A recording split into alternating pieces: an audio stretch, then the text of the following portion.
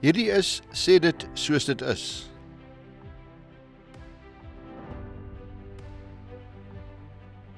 Ek praat vanmôre met Piet Leroux, die uitvoerende hoof van Sakeliga. Piet, dis nie die eerste keer wat jy hier is nie. Baie welkom. Dankie Gerard, dit is lekker om weer by jou te wees.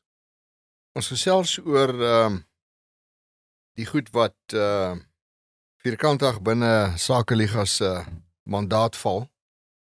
En ons praat van die goed. 'n Klompie stukke wetgewing wat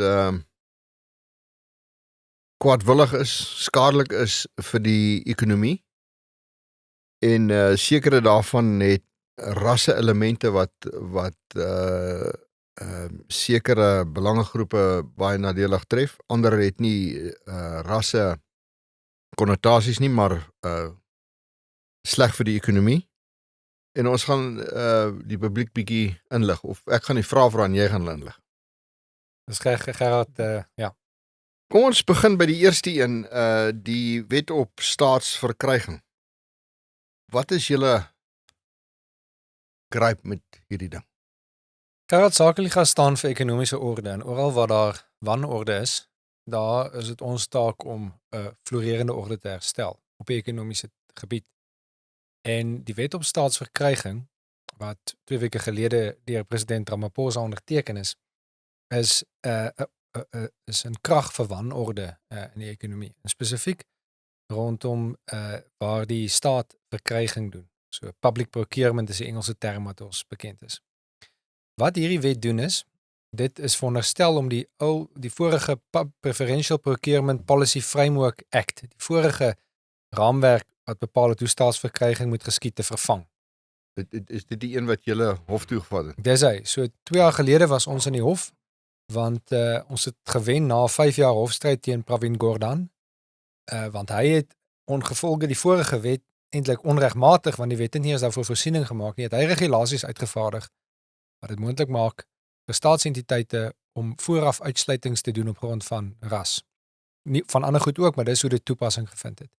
En ons het gesien hoe Eskom, munisipaliteite, allerlei staatsentiteite sê hierdie tender is gereserveer vir 'n sekere rassegroep. Soms was dit tot 100% van die aandeelhouding moes in swart hande gewees het, anders mag jy nie eens tender nie. En dit is in teenstelling met die regulasies tot voor Gordhan daai onwettige regulasies uitgevaardig het, wat gesê het jy kan tussen 10 en 20% van die punte op 'n tender verloor, afhangende van die rassesamenstelling van die voorkeur vereistes van die staatsentiteit. So van 'n 10 tot 20% punte penalisasie na 'n absolute uitsluiting. Dit was Pravin Gordhan, 'n baie skadelike minister van finansies, se toedoen gewees. Ons het 'n 5 jaar hofstryd gevoer, ons het dit omgekeer uiteindelik in die konstitusionele hof 2 jaar gelede, en dit het tot 'n groot onstuimigheid gelei. Ysmagashule was baie kwaad vir ons. Die Black Business Council was baie kwaad vir ons.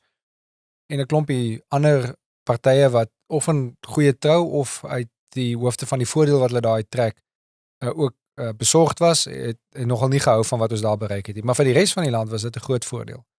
Want daarmee het ons die pool van verkryging, die pool van mense wat vir die staat goedere en dienste kon lewer, vanaf so 'n klein groepie weer vergroot tot byna die volle ekonomie.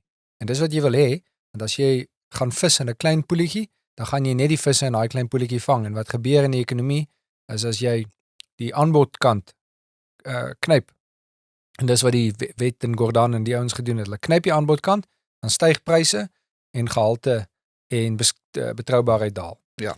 Goed, so dit was die hofsaak. Ons het dit omgekeer en hierdie wet op staatsverkryging wat president Ramaphosa nou onderteken het, is vervang daardie vorige wet, en dit is geskryf onder andere met die oogmerk om verby die hofuitsprake te kom wat Sakeliga 2 jaar gelede behaal het.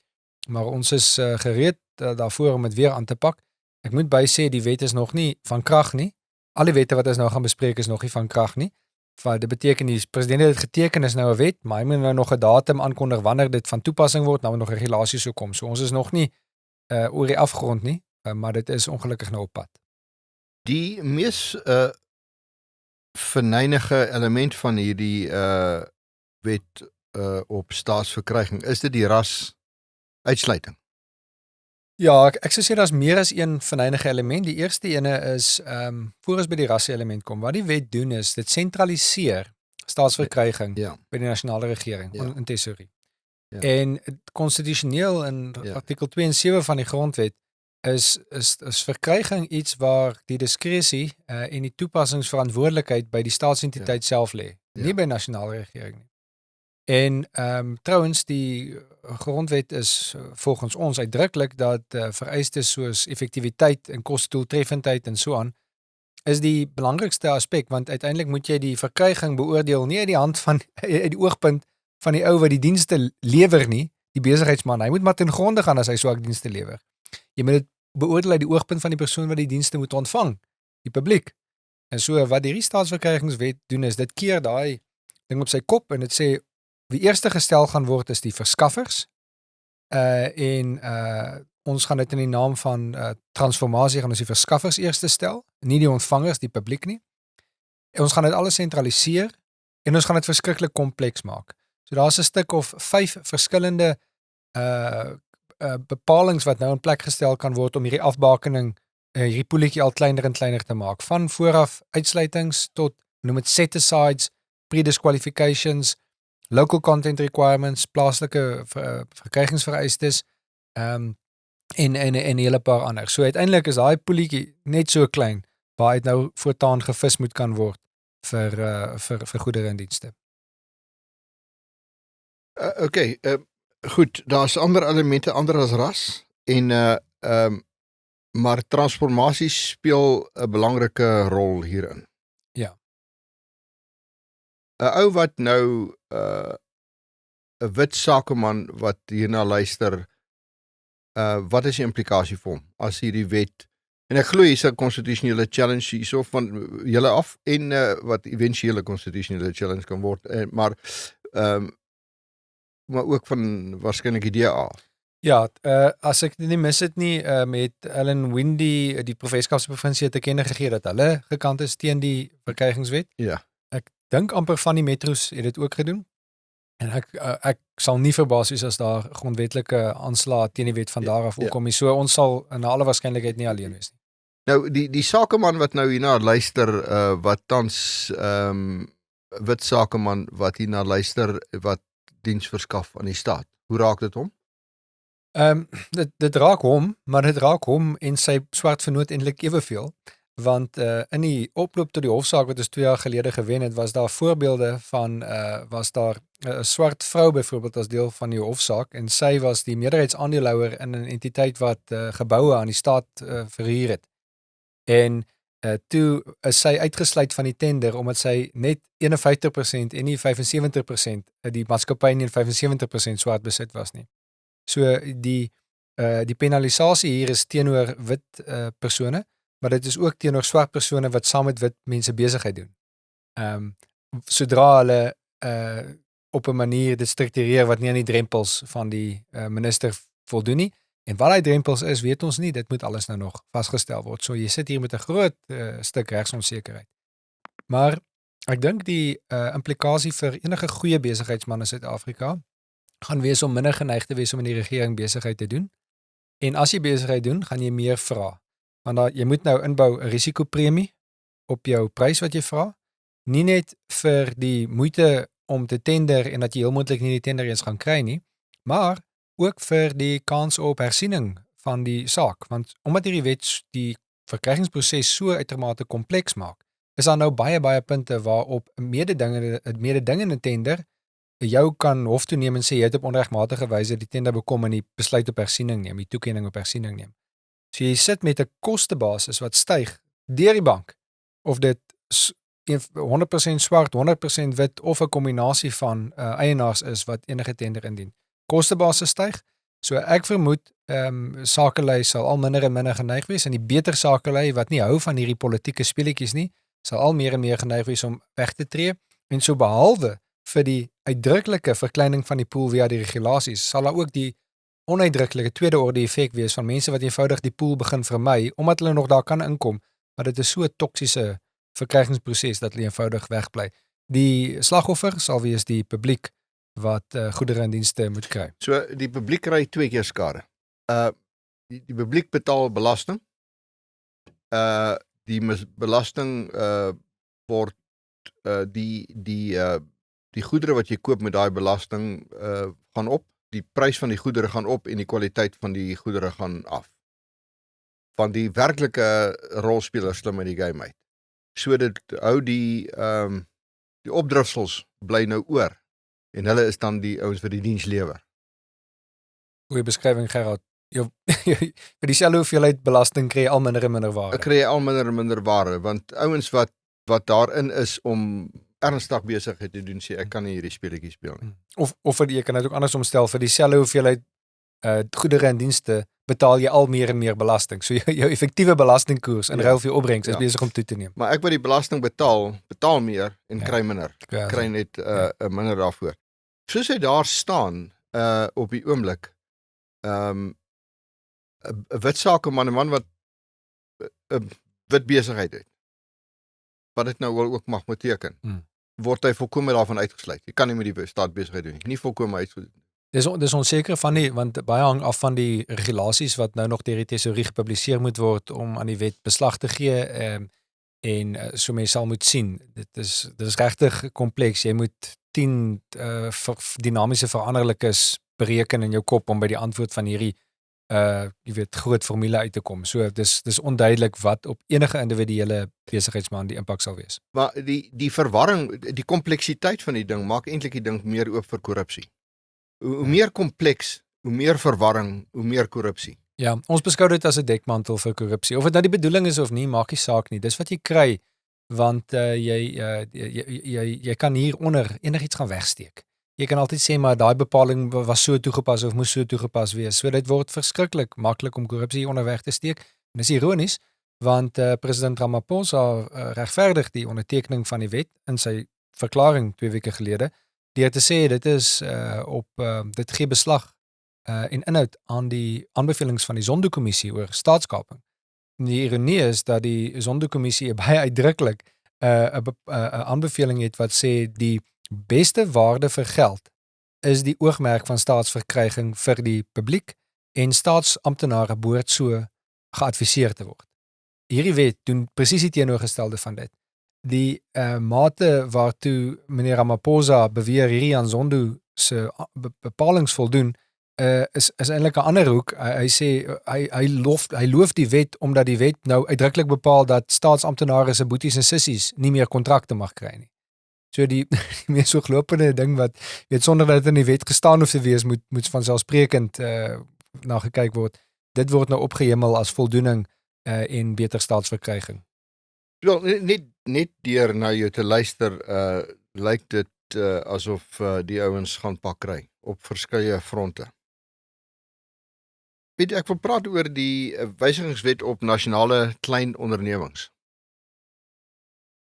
Lig ons in daaroor asseblief. Ja, die wysigingswet op nasionale klein ondernemings is ook al die wette is die afgelope 2-3 weke onderteken. Dis nou sedert die regering van nasionaal, wat ons nou hier praat is het gebeur sedert die regering van nasionale eenheid tot stand gekom het. Dis hy, en Gerard, laat ons 'n oomblik daarby stil staan. Die probleem in Suid-Afrika is nie die wette wat nog gaan kom nie. Dis die wette wat reeds in plek is.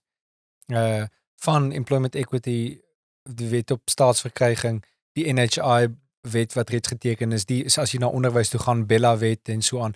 Die probleem in Suid-Afrika is die bestaande beleide en wette, nie dit wat gaan kom nie, en so ongelukkig sit ons hier met 'n teken dat daar voortgegaan word op daardie pad.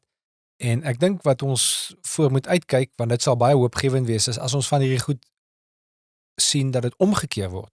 Maar tot dan is ons ongelukkig steeds op dieselfde beleidspad en dit sal uitdagend wees om te sien hoe die ministers binne in die kabinet hierdie toepas. Nou goed, die wet op klein sake, Gerard, die wet op klein sake ondernemings, nasionale klein ondernemings, dis die titel van die wet, gaan oor hoe kontrakte tussen ondernemings waar 'n klein onderneming betrokke is, nou hersienbaar gaan word.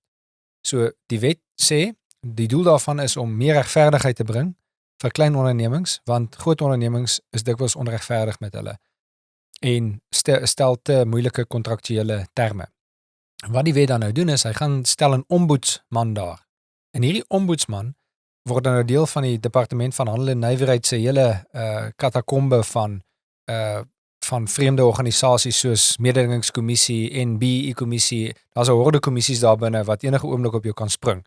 Nou gaan die ombudsman daarbey gesit word. En hy kan enige oomblik op jou spring, want wat die wet doen is, hy sê, as daar 'n klein onderneming betrokke is in 'n kontrak, en daardie klein onderneming voel, daar was 'n onregverdigheid in die toepassing van die kontrak, of 'n onregverdigheid in die kontrak self, of daar was een of ander onregverdige besigheidspraktyk tussen die klein onderneming en 'n ander klein onderneming of 'n groot onderneming.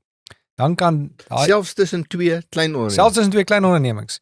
Dan kan daai klein onderneming gaan en 'n klag by die ombudsman gaan lê. En dan ontstaan daar 'n quasi-hofprosedure, maar sonder dat jy al die remedies het wat die hof normaalweg vir jou gee. En dan kan die minister of die ombudsman allerlei bepalings maak wat die inmeng by die kontrak wat tussen die twee ondernemings bestaan het. So ons het 'n heftige ingreep op die kontrakteervryheid van besighede. En dit is baie nadelig, want nie vir die groot besighede nie. Ja goed, hulle gaan hulle dalk 1 of 2 keer hulle verbrand, want iemand gaan hulle aankla oor, jy weet, wat ook al. Al het hulle al die kontrakterme nagekom. Net die aanklag alleen is so ontwrigtend vir besigheid, dat dit as 'n ernstige teenvoeter gaan dien om besigheid met klein ondernemings te doen. So ironies genoeg is die wet op nasionale klein ondernemings die ontmoediging van besigheid met klein ondernemings, want jou regsrisiko's neem toe.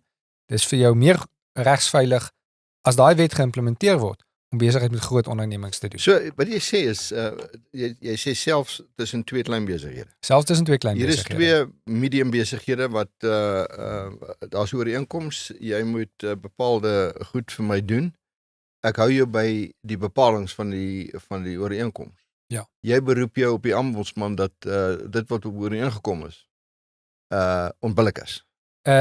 Onregverdig is. Ja, jy beroep jou nie op kontrakbreuk nie. Nee. Jy beroep jou op dat Nee. iets onregverdig was. Ek dwing jou, ek sê jy moet die bepalings van die kontrak nakom. Die huis wat jy vir my bou. Ja.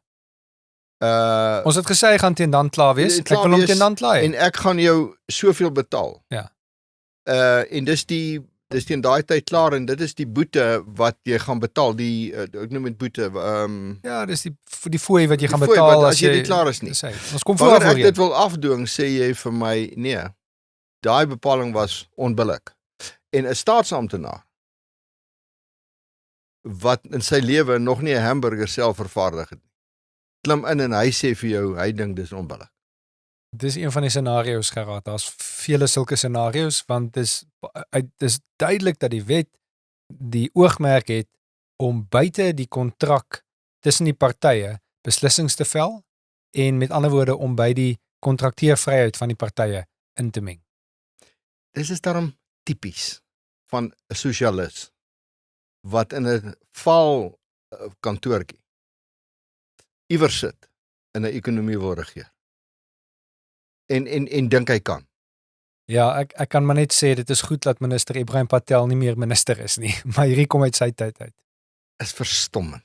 Dis net verstommend. 'n Faal kantoor met grys meubels of grys mure met ou meubels. En jy wil kom vertel hoe twee sakemanne tussen mekaar besigheid bedryf en jy wil in klein gevalle en die werk wat daaruit voortspruit en hoe die gevaar wat dit inhou vir 'n sakeman wat nakoming vereis en dan gevind word nie, maar jy kan nie want die kontrak was onbillik. Na die mening van 'n ander ou. Geweldig. Die wet op klimaatsverandering. Vertel ons daarvan, Piet. Ja, die wet op klimaatsverandering is 'n wet wat in sy oogmerke sê dat dit in ooreenkomstig internasionale praktyk om klimaatsverandering te beveg en die verband wat dit het met koolstofgas in die atmosfeer. Die wet sê dat die oogmerk van hierdie wet is om die klimaatsveranderingsbekamping toe te pas en dit te doen via beheer van ekonomiese aktiwiteit wat sou lei tot toename in koolstofgas in die atmosfeer. Dis die wet se beskrywing daarvan. En wat die wet dan doen is 'n redelike komplekse wet. Dit bring 'n paar nuwe dinge in. Waarvan die belangrikste is dat dit aan die minister van omgewingsake die mag gee om industrieë te definieer en in 'n industrie 'n koolstofbegroting toe te ken en dan aan die ondernemings binne in daardie industrie dele van daardie begroting toe te ken en van hulle te vereis om daar binne te bly. Dis 'n groot uitdaging natuurlik hoe om al hierdie aktiwiteite te meet, die mate wat dit in verband staan met koolstofgasvrystellings, en hoe ook al die wet spesifiseer dan dat mettertyd alles in die loop destyds duidelik gegee sal word deur die minister, sowel as die minister se adviseurs wat uitsluitlik op wetenskap sal staatmaak, science, om tot die gevolgtrekkings te kom wat nodig is om klimaatsverandering onder beheer te bring. Dis nie duidelik of dit bedoel om klimaatsverandering te stop, sodat klimaat vir altyd dieselfde bly, of klimaatsverandering net in 'n ander rigting te stuur nie. Maar dit is die oogmerk van die wet, in soverre dit maklik oordraagbaar is, Gerard. Koolstofbegrotings wat toegedeel word per sektor en per maatskappy, en waarbinne jy moet bly, en of dit nou is van 'n Eskom kragstasie wat steenkool verbrand, of tot koeie wat mis, alles tussenin is moontlik. Kyk, dit as 'n mens gedink het dat die sosialis met die wet op nasionale klein ondernemings, wysigingswet op nasionale klein ondernemings van die sentrum, van die kern van die regering, sentraal, wil beheer waar twee partye met mekaar kontrakteer, dan vat dit hierdie ding, die wet op klimaatsverandering, vat hierdie ding na 'n ander vlak toe, waar die mens dink dat die bees wat nog altyd bestaan, as ons die manier waarop hy operate kan verander, dan kan ons klimaatsverandering verander. En koolstofgas verminder. Nou,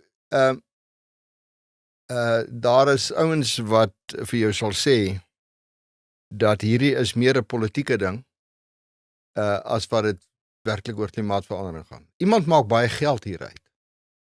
Ja, daar is internasionaal 'n ding wat genoem word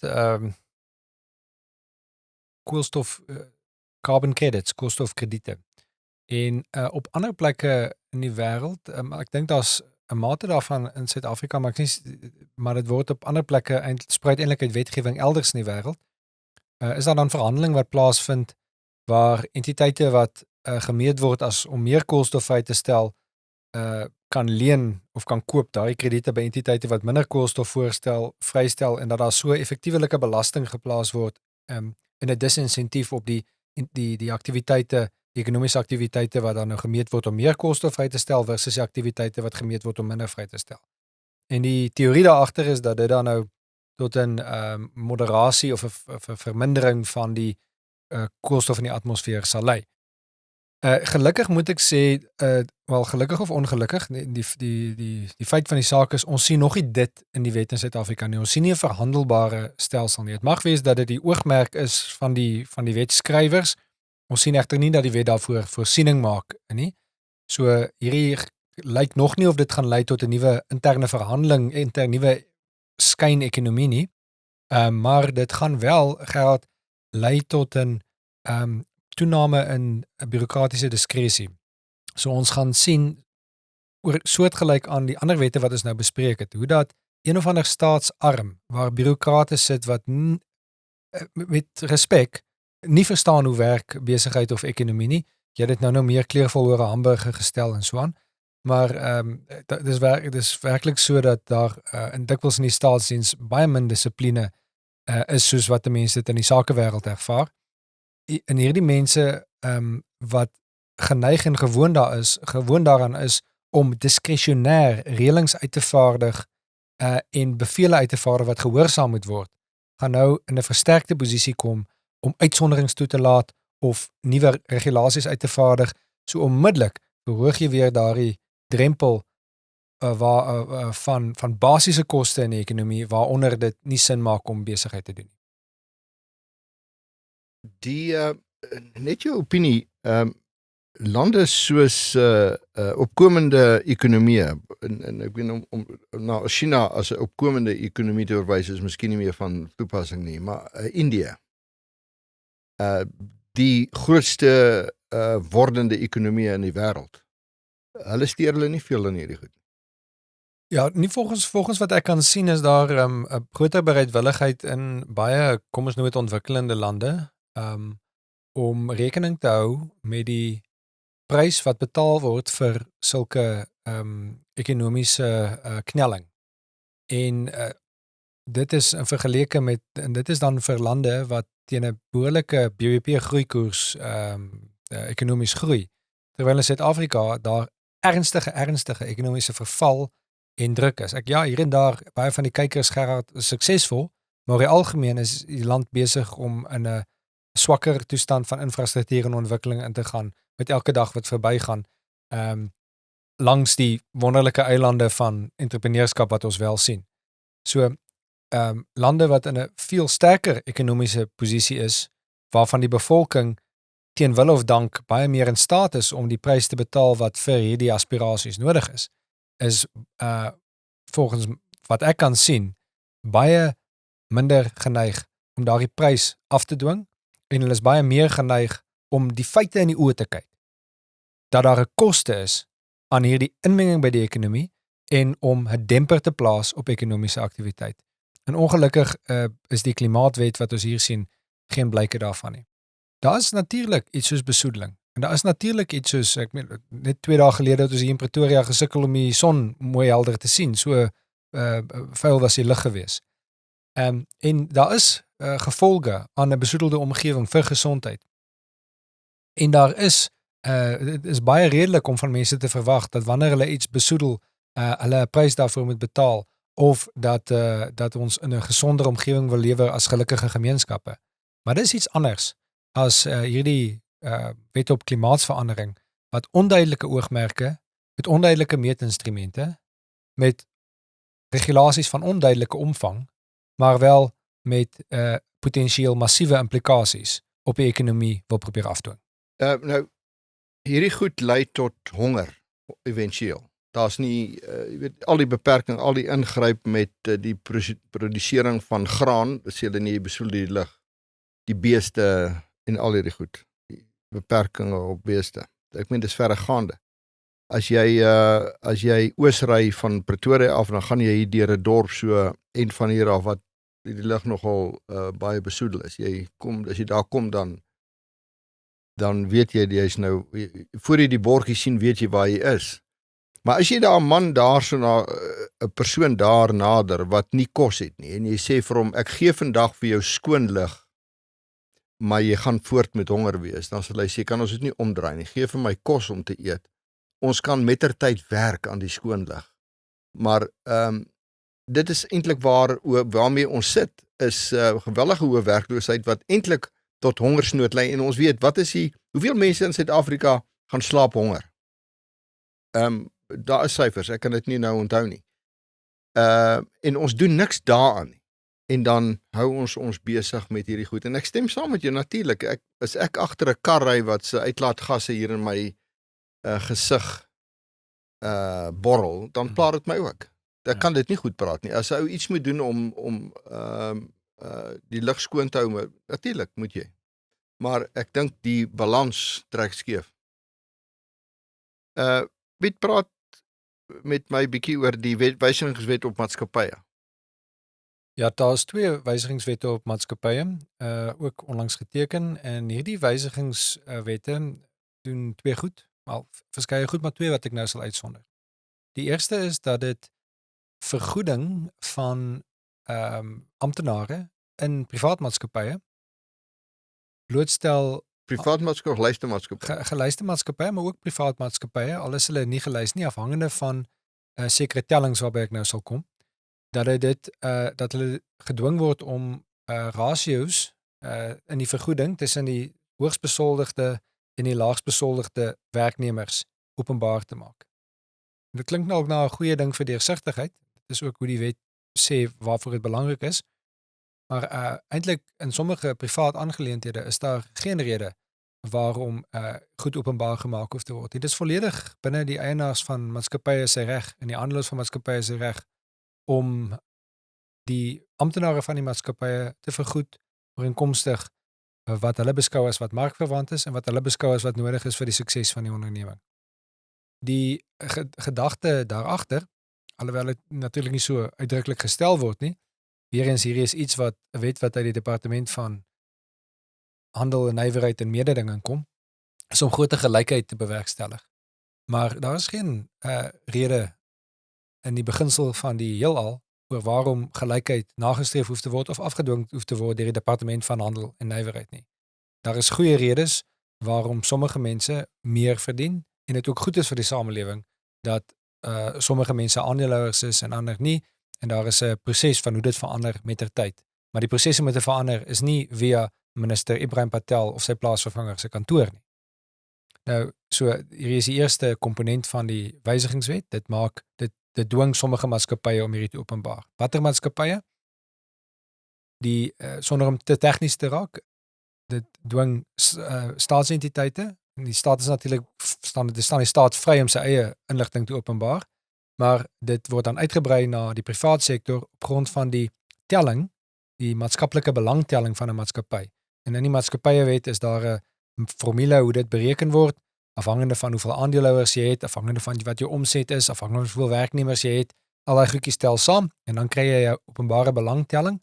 En op grond van die openbare belangtelling, en daar's baie maatskappye wat bo die drempel vir hierdie openbaarmaking nou sal val, word dan gedwing om via hulle sosiale en etiekkomitee of andersins hierdie inligting vry te stel. So dit is 'n groot inbraak op die privaat inligting van maatskappye en dis ongelukkig nie sonder gevolg nie. Die gevolg is dat dit spanning in maatskappye sal opjaag, maar daar's ook 'n goeie rede hoekom vergoedingsooreenkomste normaalweg vertroulik is.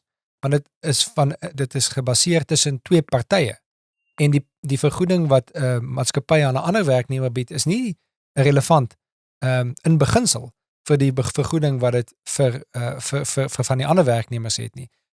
Vergoedingsbesluit is telkens iets wat op meriete vir die aanstelling van 'n persoon mag en moet bepaal word, al kan dit of per kategorie. Die punt is wat ons hier sal sien is toenemende spanning, omdat hoe verder hier ratio uitmekaar is, hoe meer die toppersoon relatief tot die minst besoldigde persoon verdien, hoe meer sal dit beskou word as voldoende, nie net prima facie nie, maar voldoende en afdoende bewys van onregverdigheid in die maatskappy. Terwyl daar goeie redes voor is, en die maatskappy onder geen verpligting behoort te wees om dit te verduidelik nie. En trouwens in die politieke klimaat wat deur die wet geskep word en deur die departement geskep word en deur politici geskep word, is die maatskappye ook op die agtervoet om hierdie posisie van hulle te verdedig, want hulle word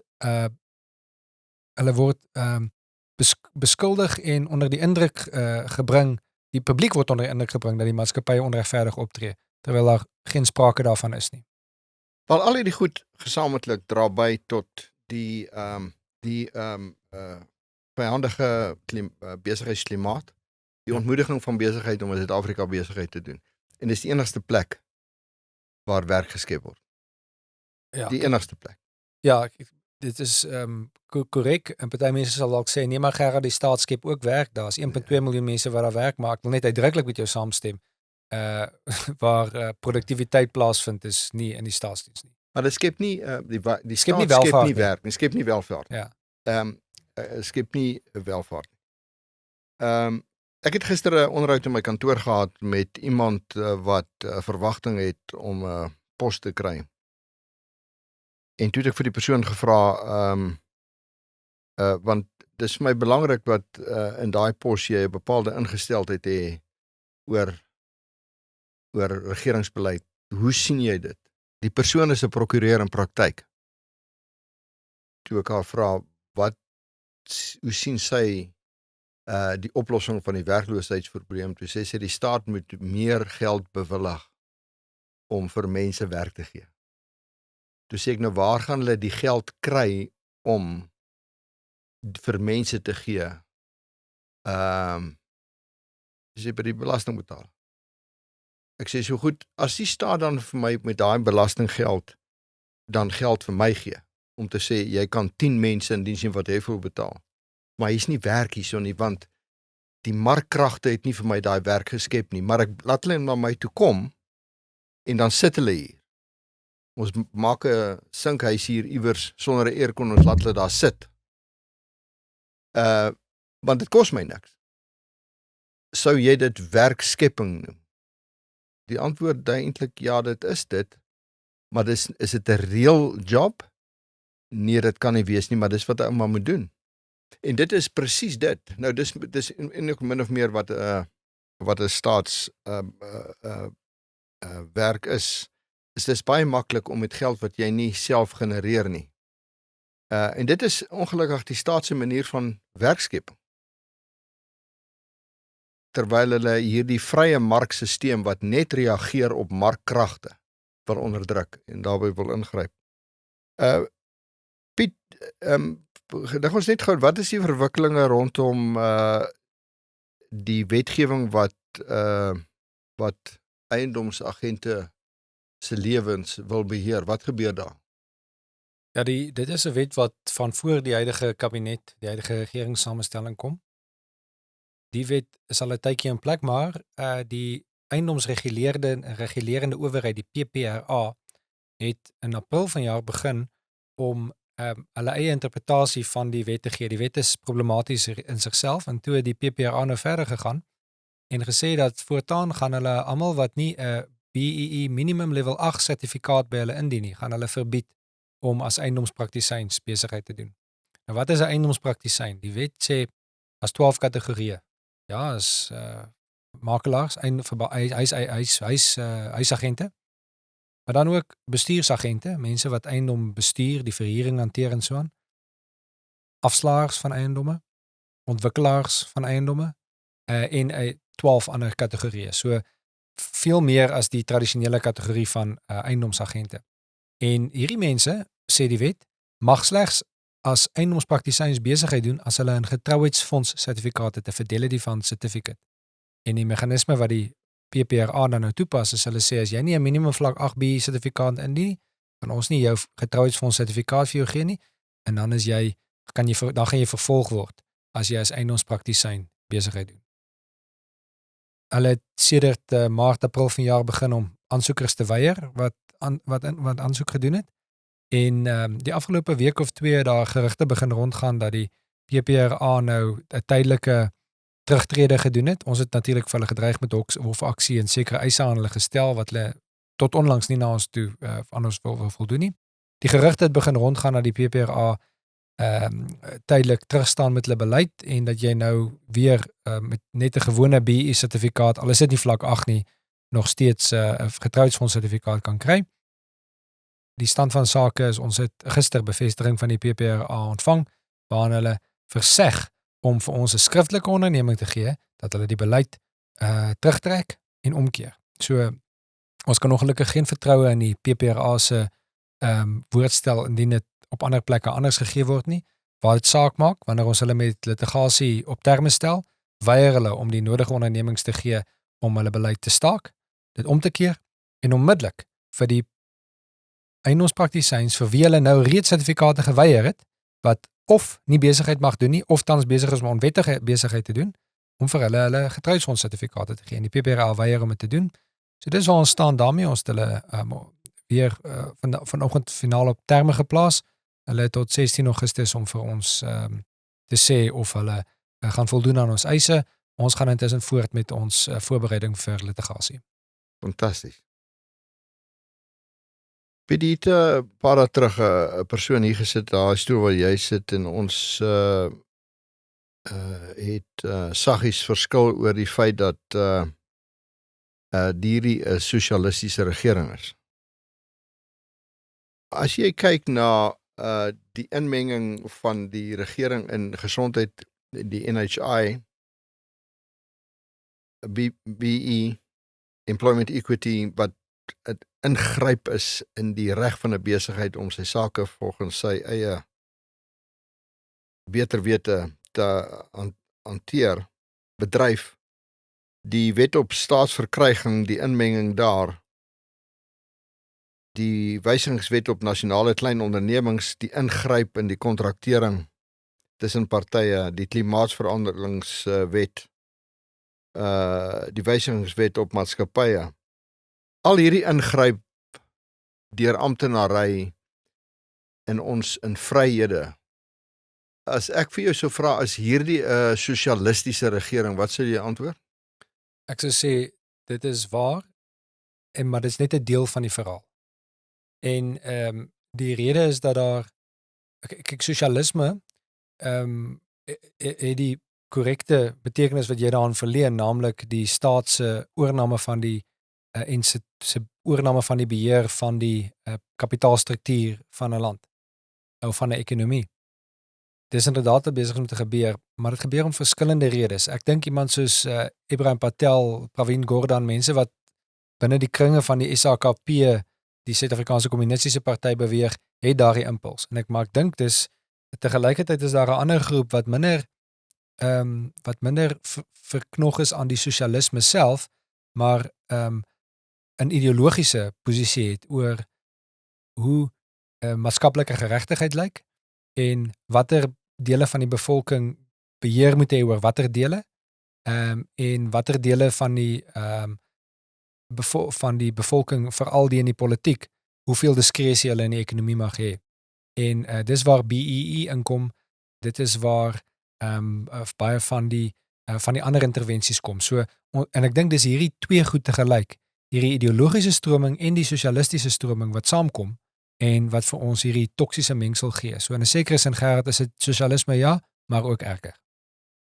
Piet, die laaste ding is, ons het nou regering van nasionale eenheid en hierdie wetgewing hierdie wetgewing kom al 'n pad, maar die nuwe regering het niks van dit gestop nie.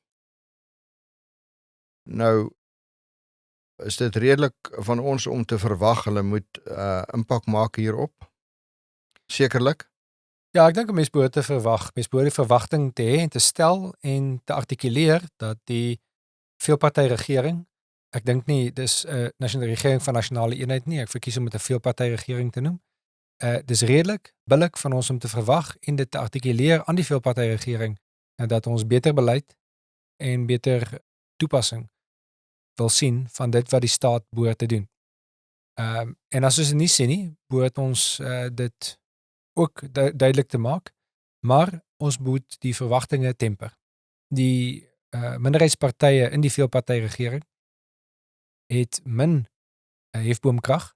Die ANC is stewig in beheer en ons wens natuurlik die veelpartyregering die beste toe. In ons eie belang is die publiek, maar ongelukkig is die meeste van die beleide en wette wat die land tot by die afgrond gebring het, reeds op die boeke. Die uitdaging is nie om beter nuwe wette te kry nie, dis om 80% van wat bestaan te skrap. Maar as die veelpartyregering, om jou term te gebruik, nie daarin slaag nie, gaan dit op die einde van die dag dat dit hier te staan kom. Ja, dit kan sleg uitwerk vir die lede, die minderheidspartye in die veelpartyregering. Hulle kan natuurlik beskou word as om swak keuses uit te oefen, maar dit was 'n moeilike besluit, Gerard. Ek verstaan. Jy en ek, ons het al gesê, ons weet nie wat ons eers na omstandighede sou gedoen het. Ek verstaan, dit is 'n situasie van tussen die duiwel en die diep blou see. Maar die feit van die saak is, op die einde van die dag kan dit jou hier te staan kom. As jy nie verandering maak nie, dan is die vraag, wat is die punt dat jy daar is? En daar's twee argumente. Die een is, los die ANC dat hy ten gronde gaan vinnig. Of doen wat jy nou doen wat lei tot stadige verval. Nou, as die stadige verval nie omgedraai word nie, dan is daar geen punt in hierdie ding. Ja. Ek dink die minimum wat ons in die ekonomie en in die burgerlike samelewing moet probeer kry uit die veelpartystruktuur, of is wil hê of nie, dis wat daar is 'n verlangsaming in die verval, moontlike beter staatsadministrasie op sommige plekke, veral waar ander partye, het sy die DA of andersins in beheer van sekere departemente kom, en daardie vertraging in die tempo van staatsverval kan vir ons welkome geleentheid bied om alternatiewe te bedink, om sterker te organiseer in die burgerlike samelewing en kan vir ons die basis lê om waarvan af ons kan konsolideer vir die moeilike tye wat voorlê. Ons behoort voor te berei steeds op moeilike tye. Piet, baie dankie. Was aangenaam vir my. Dankie Gerard, dit was aangenaam om met jou te gesels.